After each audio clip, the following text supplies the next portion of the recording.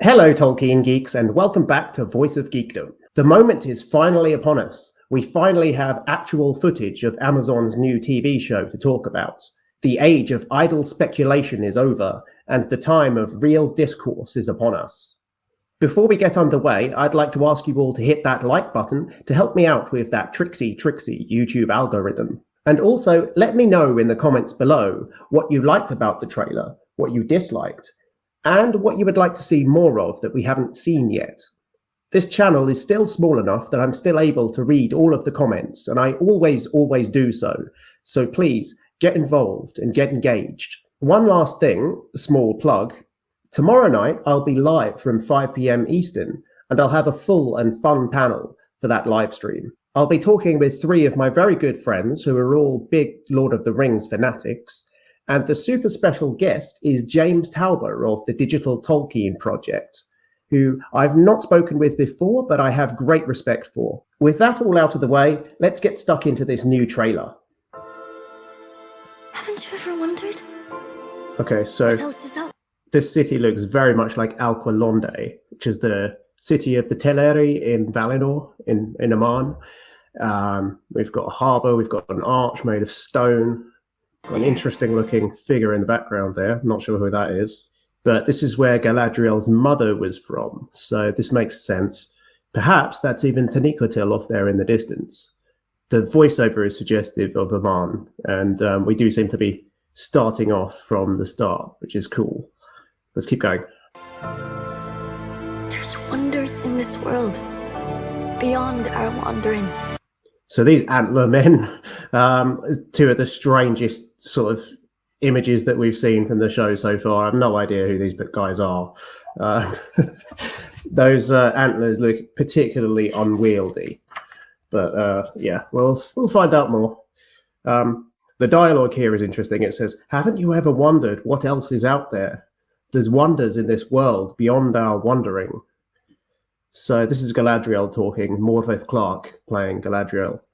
She appears to be talking to somebody who's, she's making a rhetorical point here. I think this is her preparing to leave Valinor. This is her considering to follow Feanor back into Middle-earth. So yeah, very, very exciting. It could mean that we might actually see some of Feanor's rebellion in the opening couple of episodes. So yeah, let's keep going.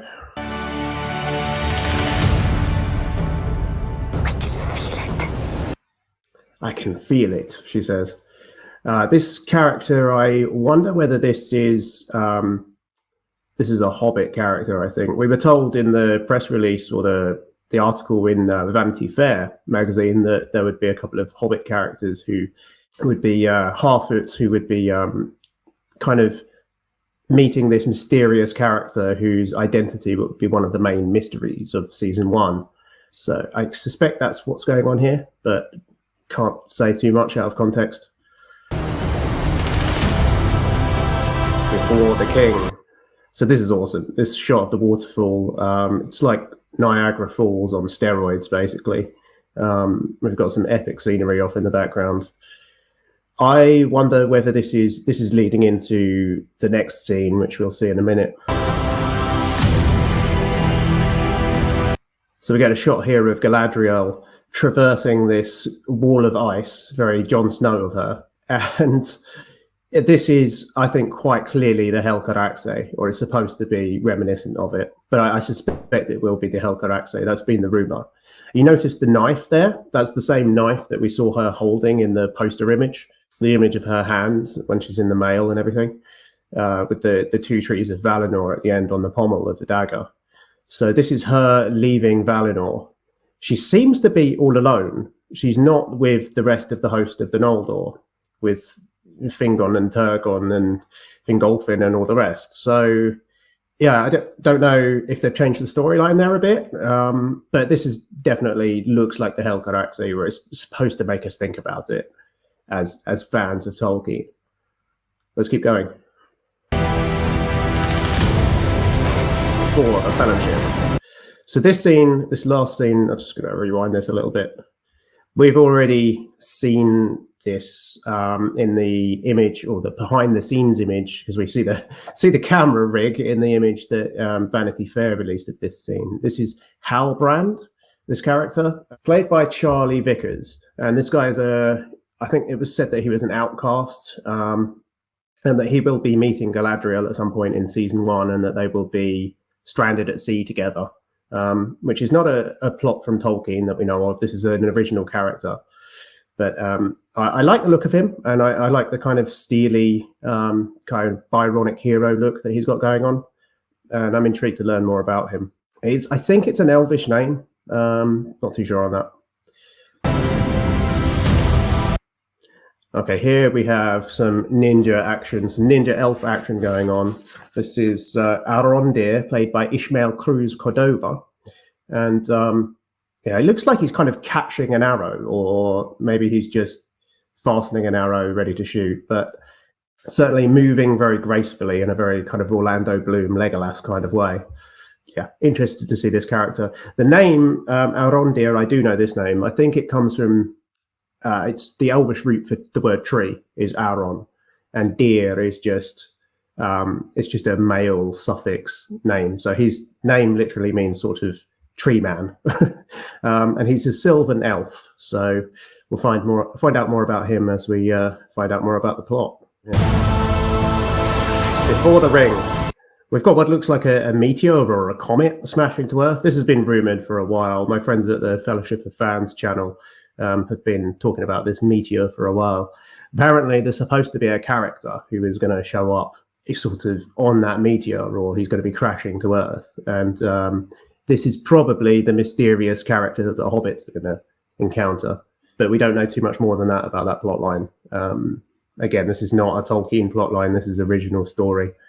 And then here we've got what looks like Gil-galad, played by Augustus Prue, we believe, wearing sort of gold and silver armor, looking very regal, very serious as well. I like the look of him. The costume looks good. Carry on. We've got Galadriel here leading a cavalry charge. There's been a little bit of controversy over Galadriel seeming to be a very much more martial sort of character than people are used to seeing. I personally think it's a silly controversy. There are multiple different storylines that Tolkien wrote for Galadriel. He was writing new Galadriel plot for the Silmarillion right up until his death. And so one of the stories that he did write about her was a complete rewrite of her origin, whereby she met Celeborn in Valinor rather than in Doriath, as she does in the Silmarillion version that people know.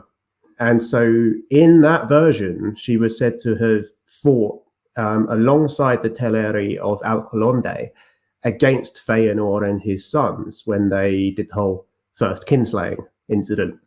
So she did actually fight, and she was said to be strong and tall and athletic and competed with men as well in various different sources. So this nonsense about Galadriel, she shouldn't be in mail, she shouldn't have a sword. Come on, guys. Let's just let these writers do their thing and see if it works or not. You know, let's not judge this before it comes out. This is more Galadriel. Here she's facing down what looks like some sort of troll. Not sure where this could be happening, but potentially this could be her crossing the Helcarax again. So again, she's alone,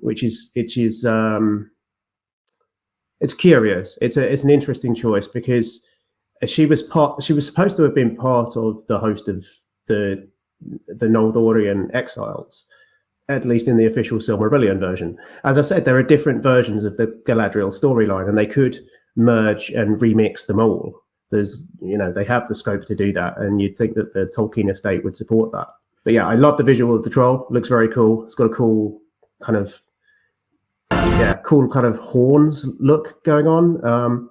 It looks a little bit like the Peter Jackson aesthetic, but with a twist, and that works for me. I like it. I'm also getting flashbacks to that ice troll at the beginning of Skyrim that kills everybody out of the blue when they're on their way up the mountain. Gamers will know what I'm referring to there. A new legend begins this fall. Here we've got what looks like, I think, Lindon, We saw a shot of Linden already, and the trees look similar to that shot from the Vanity Fair article. And there seems to be a sort of assembly of elves. So this is probably Gil-galad addressing his people. And we'll see Elrond in this location a lot, I would assume. This is Owain Arthur as Durin IV. This was one of the casting announcements, character announcements that came out with the Vanity Fair article again, that surprised me a little, because I was expecting Durin III to be a player in this show. Durin III in the books was the dwarf who was given the Dwarven Ring of Power for Durin's folk. So with this being the Rings of Power, he would be the logical choice. But with them compressing the timeline here in the show, it seems to me that they could kind of merge several characters into this one dwarf. Incidentally, this is too early for, I think, Durin VI, who was the Durin who was killed by Durin's Bane, which was in the Third Age, which I would think that they wouldn't portray that, or they wouldn't have the rights for it, and it certainly wouldn't fit the lore. But yeah, love the look of this character though, the reddish sort of auburn beard, and he looks slightly like Balin from the Hobbit movies, who I think was also very well done costume and makeup wise. Looking forward to seeing this character. Here we've got a shot of Elrond, very brief shot of Elrond. I wanted more Elrond actually in this trailer, with only a minute-long trailer, which is shorter than I was expecting.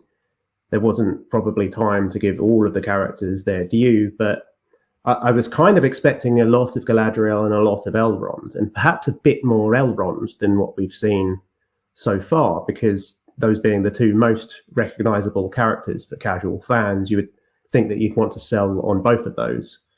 He's looking very serious here. There's a kind of tiny bit of a question over this object that he's got in his hand here. This object was also in the posters that we've seen, and so it's slightly curious. It looks like some kind of small scepter, or yeah, I don't know. That was my first guess, was a scepter. When we found out that it was Elrond, I was surprised, because I thought the scepter could be the scepter of Numenor, but perhaps that's not what it is at all. The reports and rumours on that scepter are that it could be the city of Gondolin. So here we've got Disa, who was named in the article already. And so this is I like the name. The name is apparently the Philosopher's Games told me privately that the name was from Old Norse, and that there was a Disa, I think, in one of the Edaic texts from Norse legend, and so it's an appropriate name. And yeah, I love the gold on the fingers, and I love the costume. It'd be curious to see whether this is one of the dwarves of Durin's folk, or whether this is one of the dwarves of potentially one of the other clans, one of the other 7 tribes, because there were 7 tribes, and 3 of them we know things about, especially, of course, the Longbeards, who inhabited Khazad-dûm, and they were of the line of Durin. But this could be one of the others. This could be one of the dwarves of the Orakani Mountains, for instance, in the east. So we'll see. She was listed as a queen, which means she couldn't be married to Durin, in theory, because he was listed as a Prince Durin. Yeah, interesting. So here we've got Galadriel. Looks like she's just been dragged out of the water here. I think this is again the same scene with Halbrand. So we'll see what the circumstances are that surround this. But I suspect she will end up in Numenor. That's been the rumor, but we'll see. So here we've got somebody emerging from some sort of fireball. It's hard to make out the face or anything else, but it certainly looks spectacular. It looks like somebody's rescuing them from this inferno, which this could be this mysterious character that we're supposed to wonder about the identity of. shots go by so quickly here.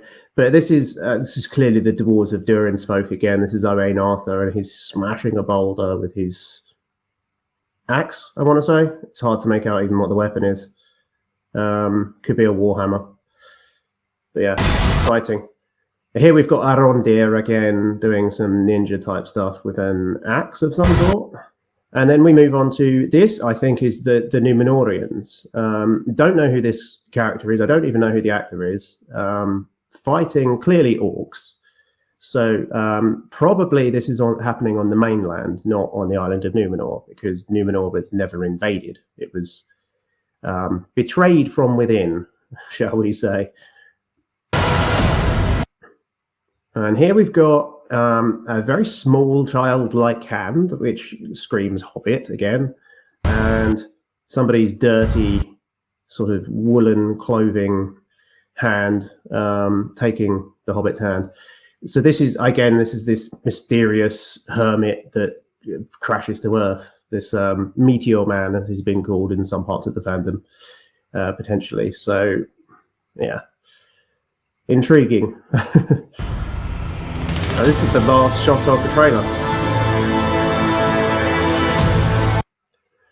So yeah, hopefully I won't be getting any sort of copyright claims on this. If I do, I will contend it and I'll appeal. So we'll see what happens there. This is a new type of video for me, and I'm not sure what's likely to happen. But I hope you enjoyed this breakdown of my initial thoughts. I'm super excited about all of this, as you can imagine.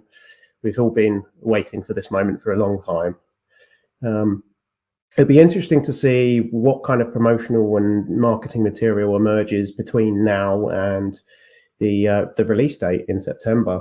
I'm expecting another longer trailer, potentially at San Diego Comic-Con, but we'll have to see what happens there. Please subscribe to Voice of Geekdom for commentary and analysis on Tolkien's works and Amazon's The Rings of Power. And consider hitting the bell icon to set notifications to all to stay up to date with my future uploads.